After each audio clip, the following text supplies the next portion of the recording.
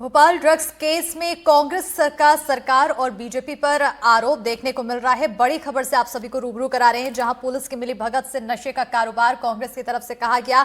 आगे कांग्रेस कहती नजर आई कि आरोपी की जगदीश देवड़ा के साथ तस्वीर सामने आई है। एमपी पुलिस को फैक्ट्री की जानकारी ही नहीं थी। पटवारी जीतू पटवारी द्वारा यह बयान दिया गया है। उन्होंने आगे कहा है कि एमपी पुलिस को फैक्ट्री की जानकारी ही नहीं थी। कांग्रेस प्रदेश अध्यक्ष जीतू पटवारी ने गंभीर आरोप लगाए हैं। 2 महीने से गुजरात पुलिस और एनसीबी यहां थी, इन लोगों को उनके यहां होने की भी जानकारी नहीं थी। तो ये गंभीर आरोप यहां पर लगाते हुए जीतू पटवारी नजर आए। और कहीं ना कहीं अब इस ड्रग्स मामले में जो कार्रवाई हुई है, उसके बाद अब राजनीतिक सरगर्मियां भी बढ़ने लग गई है। ये लगातार इस तरह की घटनाएं आना मोहन यादव को अस्थिर करने के षड्यंत्र चला जा रहा है बीजेपी के अंदर। ये व्यक्ति है जो इसमें संलग्न पाया गया। ये उप मुख्यमंत्री के करीबी इसकी खुद की प्रोफाइल पे 500 वीडियो और 500 फोटोग्राफ्स है। लगातार युवा मोर्चा का नेता है। देश के प्रधानमंत्री जी और देश के प्रदेश के मुख्यमंत्री जी से मेरा सवाल है, क्या अब उप मुख्यमंत्री जी का आप इस्तीफा लोगे?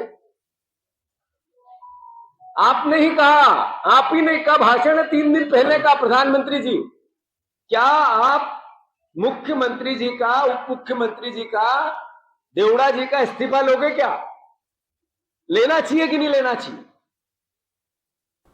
तो एक तरफ जीतू पटवारी आरोप लगाते हुए नजर आए, तो वहीं वीडी शर्मा भी इस पर बयान देते हुए नजर आए। ड्रग्स मामले में पकड़े गए आरोपी पर वीडी शर्मा ने भी बयान दिया है। उन्होंने कहा कि ड्रग्स केस के आरोपी की बीजेपी से कोई रिश्ता नहीं है। मिस्ड कॉल के आधार पर कई ने सदस्यता ली है और ऐसे लोगों को स्क्रूटनी कर पार्टी से बाहर भी करेंगे। इसके अलावा कांग्रेस ने जगदीश देवड़ा के साथ आरोपी का फोटो जारी किया है।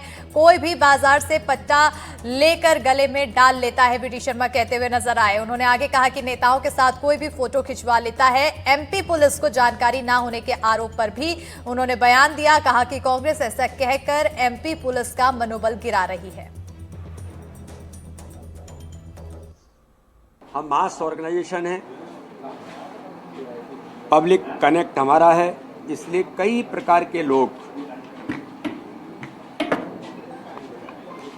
हो सकता है कि मिस कॉल के आधार पर भी हमसे जुड़ सकते हैं, जुड़ गए होंगे। लेकिन हमने कहा था कि ऐसे लोगों की स्क्रूटनी करना और हमारे कार्यक्रम के दौरान जो हमने अपना पूरा प्रोग्राम डिजाइन किया है सदस्यता का, ऐसे लोगों की स्क्रूटनी करके जिन लोगों पर आपराधिक प्रवृत्ति, कोई केस दर्ज होना ही अपराध नहीं होता है। केस दर्ज तो छात्र राजनीति में भी हो जाते हैं, पॉलिटिकल भी हो जाते हैं, लेकिन जो अपराधी प्रवृत्ति के लोग हैं, इन्हें हम अपनी स्क्रूटनी में बाहर करने का काम करेंगे। इतनी सजगता भारतीय जनता पार्टी का संगठन अपनी पद्धति में रखता है। तो देखिए, बेहद ही संवेदनशील मामला, ड्रग्स का मामला जो युवाओं से जुड़ा हुआ है, इसमें राजनीतिक प्रतिक्रिया किस तरह से बढ़ती जा रही है। आइए एक बार फिर से सुनते हैं जीतू पटवारी और वीडी शर्मा के बयान को। ये लगातार इस तरह की घटनाएं आना मोहन यादव को अस्थिर करने के षड्यंत्र चला जा रहा है बीजेपी के अंदर। ये व्यक्ति है जो इसमें संलग्न पाया गया। ये उप मुख्यमंत्री के करीबी इसकी खुद की प्रोफाइल पे 500 वीडियो और 500 फोटोग्राफ्स है। लगातार युवा मोर्चा का नेता है। देश के प्रधानमंत्री जी और देश के प्रदेश के मुख्यमंत्री जी से मेरा सवाल है, क्या अब उप मुख्यमंत्री जी का आप इस्तीफा लोगे? आपने ही कहा, आप ही ने कहा, भाषण 3 दिन पहले का प्रधानमंत्री जी, क्या आप मुख्यमंत्री जी का, उप मुख्यमंत्री जी का, देवड़ा जी का इस्तीफा लोगे? क्या लेना चाहिए कि नहीं लेना चाहिए? हम मास ऑर्गेनाइजेशन है, पब्लिक कनेक्ट हमारा है, इसलिए कई प्रकार के लोग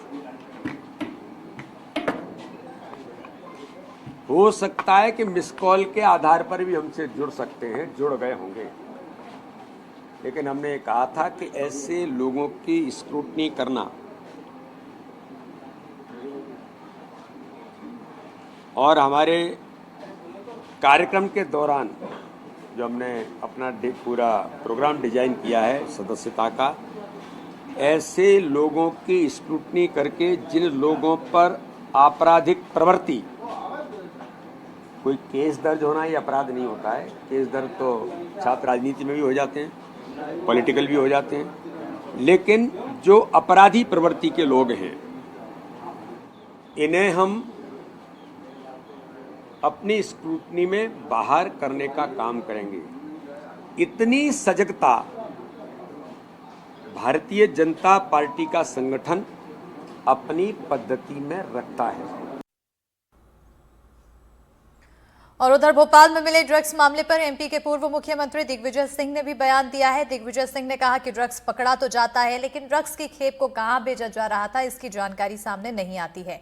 ड्रग्स से जुड़ा मामला राष्ट्रीय मुद्दा है और इससे नौजवानों का भविष्य बिगड़ता है। हजारों करोड़ का ड्रग पकड़ा जाता है, लेकिन कहां, कौन, किसके पास गया, आज तक इसकी जानकारी नहीं मिल पाती है। ये पूरा राष्ट्रीय मुद्दा है, पूरा नौजवानों का भविष्य बिगड़ रहा है। गुना जिले की बात करता हूं, बहुत बड़े पैमाने पर इसका ड्रग का धंधा चला हुआ है और कैप्सूल में अब तो आने लगा है। कहां कैप्सूल बन रही है, कौन इसका वितरण कर रहा है और कौन बांट रहा है, किन किन लोगों को पुलिस में और प्रशासन में इसका हिस्सा मिल रहा है, इसकी जांच होना चाहिए। इसके खिलाफ माननीय प्रधानमंत्री जी, माननीय मुख्यमंत्री जी, आप इसको एक विशेष अभियान की तरह इसको लें और इसको किस तरह से हम लोग जड़मूल से नष्ट करें, ये प्रयास होना चाहिए। और इसी पर ज्यादा जानकारी के साथ सहयोगी अमृतांशी जोशी जुड़ चुकी हैं। अमृतांशी, एक गंभीर विषय है, ड्रग्स की यहाँ पर कहीं ना कहीं एक जाल मध्य प्रदेश में फैलती हुई नजर आ रही है, लेकिन अब जिस तरह से राजनीतिक प्रतिक्रिया देखने को मिल रही है, क्या लगता है, क्या राजनीतिक प्रतिक्रिया को सीरियस लिया जाए या फिर सिर्फ राजनीति रोटी सेकते हुए नजर आ रहे हैं? देखिए, राजनीति को अगर अलग हटा दिया जाए तो जाहिर तौर पर जो 1800 करोड़ की ड्रग्स पकड़ाई हैं वो वाकई में एक चिंता बढ़ा देने वाला मामला ज़रूर इसलिए भी है क्योंकि ये ड्रग्स सप्लाई कहाँ हो रही थी, क्या भोपाल के आसपास हो रही थी या फिर ये जो पूरा जखीरा था ये भोपाल के बाहर भी भेजा जा रहा था। फिलहाल आपको ये सीधी तस्वीरें दिखा देते हैं। ये जो घर है, ये आप घर देख रहे होंगे, जो एक आरोपी है 57 साल के जो अमित चतुर्वेदी थे, ये उनका घर है और इस घर में फिलहाल अभी कोई नहीं है, ये घर पूरी बंद पड़ा हुआ है। हालांकि ये जो घर की हालत देख के लग रहा है साफ तौर पर कि यहाँ जो है कोई ना कोई ज़रूर रह रहा था, क्योंकि यहाँ पर साफ सफाई है और यहाँ पर एक डॉग भी अंदर मौजूद था। हालांकि एक गेट पर अभी यहाँ पर ताला लगा हुआ है, लेकिन एक और तस्वीर आपको दिखा देते हैं कि यहाँ पर जो पुलिस की टीम है वो यहाँ पर पहुंची हुई है और उन्होंने यहाँ पर आकर जो है वो छानबीन भी की है। यहाँ पर आप देख रहे होंगे कि पुलिस के तमाम जो अधिकारी कर्मचारी हैं वो यहाँ पर पहुंचे हुए हैं, वो लगातार इस पूरे घर की जो है वो छानबीन कर रहे थे। हालांकि पुलिस ने कई लोगों से जो है वो कांटेक्ट करने की कोशिश भी की है, लेकिन अभी फिलहाल पुलिस का जो है वो कांटेक्ट जो इस घर में रह रहे थे उनसे नहीं हो पाया। लगातार छानबीन भी की जा रही है। हालांकि सभी जो है जगहों पर ताला लगा हुआ है, पूरा घर खाली पड़ा हुआ है। हालांकि अभी हमारी पड़ोसियों से बातचीत हुई थी, आसपास जो पड़ोसी रहते हैं भले ही वो कैमरे पर आने को तैयार नहीं है, उनका ये कहना था कि यहाँ पर जो है वो 2 से 3 दिन पहले तक लोग रह रहे थे, लेकिन अभी फिलहाल जो है यहाँ पर कोई भी नहीं है। आप देख रहे होंगे कि यहाँ पर जो है ये पीसी चतुर्वेदी का नाम लिखा हुआ है, जो कि संभवतः अमित चतुर्वेदी जो कि आरोपी है जो भोपाल से गिरफ्तार हुए हैं, उनके जो है वो पिता का घर है। द्वारकापुरी जो ये जगह है, आपको मैं बता दूं कि ये काफ़ी पॉश इलाका है। यहाँ पर जो है काफ़ी बड़े घर बने हुए हैं, कई यहाँ पर जो है अच्छे घर बने हुए हैं, लोग यहाँ पर रहते हैं। लेकिन अभी ये जो पूरा आपको घर देख रहे हैं, ये पूरा घर बंद पड़ा हुआ है। पुलिस लगातार छानबीन भी कर रही है। हालांकि आपको बता दें कि जो अमित चतुर्वेदी हैं उन्होंने जो है वो सान्याल जो बेन है, जो कि मुख्य आरोपी थे, जो कि मुंबई के आरोपी थे, उनके साथ मिलकर जो है वो पूरा ये हम कह सकते हैं कि जो कारोबार था उसको अंजाम देने की कोशिश की थी। और इसी कारण जो है यही वजह है कि अब अमित चतुर्वेदी के घर यहाँ पर पुलिसकर्मी पहुंचे हुए हैं। लगातार वो फ़ोन पर बातचीत भी कर रहे हैं, क्योंकि ये भी बताया जा रहा है कि जो आरोपी थे वो यहाँ पर रह रहे थे, लेकिन आसपास वालों को भनक तक नहीं थी कि यहाँ पर किस तरह का कारोबार चल रहा है। इसके अलावा अगर आप देखेंगे तो यहाँ पर आसपास लोग ज़रूर हैं, यहाँ पर पुलिस लगातार फ़ोन पर लगी हुई है कि किसी न किसी से बातचीत हो जाए। अभी की जानकारी आपको अनुसार बता दें कि जो अमित चतुर्वेदी की पत्नी थी, उनके भाई से अभी पुलिस की बातचीत हुई है, लेकिन अभी उनका नंबर जुटाने की पुलिस कोशिश कर रही है। और एक और जानकारी आपको बता दें कि कल शाम को भी यहाँ पर जो है वो पुलिस पहुंची हुई थी। वो जो है यहाँ पर छानबीन करके गए थे, लेकिन कल भी यहाँ पर उनको कोई नहीं मिल पाया था, इसलिए जो है यहाँ पर आज दोबारा से पुलिस पहुंची है, छानबीन भी कर रही है। आपको साफ तौर पर बता दें कि ये जो पूरा मामला है ये उलझता हुआ इसलिए भी नजर आ रहा है क्योंकि इसमें लगातार आरोपियों की संख्या बढ़ती जा रही है। पहले जो आरोपी थे, जो अमित सान्याल और माफ कीजिएगा सान्याल बेन और जो अमित चतुर्वेदी थे, उन दोनों को जो है पुलिस ने वहाँ फैक्ट्री से पकड़ा है।